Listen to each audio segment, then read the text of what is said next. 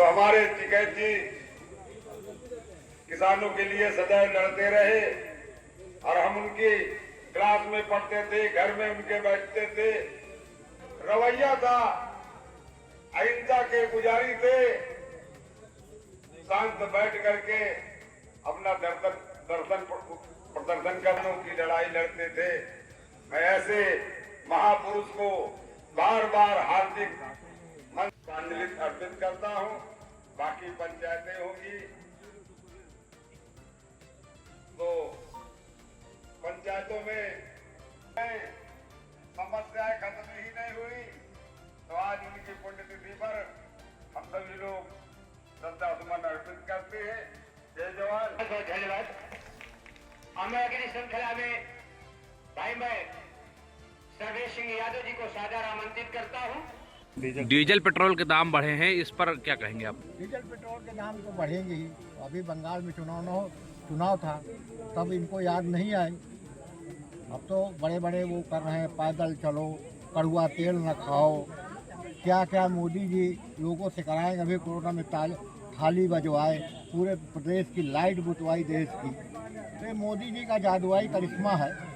लेकिन युद्ध के हालात हैं, जैसा सुनने में संकट तो है, लेकिन संकट इनको तब याद आता है जब चुनाव होता है, तब नहीं रहता। जब बंगाल के चुनाव जीतना था तो हजारों गाड़ियों काफिला लेके मोदी जी घूमते थे। अब कोई भाजपा का रिक्शा में घूमेगा, कोई ऊंट के ऊपर सवार होकर घूमेगा। अब जिसको जो सवारी मिलेगी, और कुछ बीजेपी के प्रशंसक लोग हैं वो घोड़ी गाड़ी में घूम रहे हैं। डीजल बचाना, पेट्रोल बचाना अच्छी चीज़ है।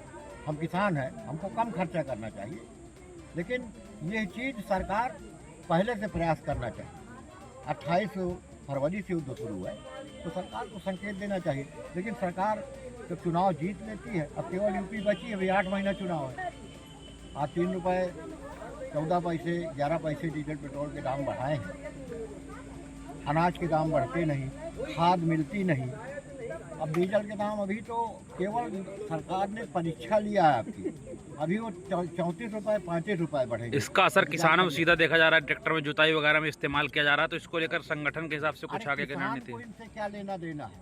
ये तो 2019-20 में ही किसान को मार डाला था जब 3 कानून बनाए थे। तो किसान ने लड़के कानून वापस कराए।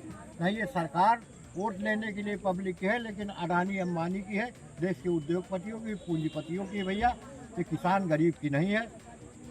केवल धर्म का पहाड़ा पढ़ा करके और फ्री का राशन बांट करके वोट बटोर रहे हो।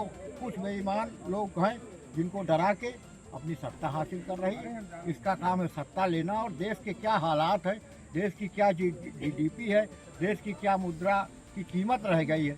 बताओ, आप कह रहे हैं सोना न खरीदो। किसी के बेटी बेटा की शादी है, सोना न खरीदे।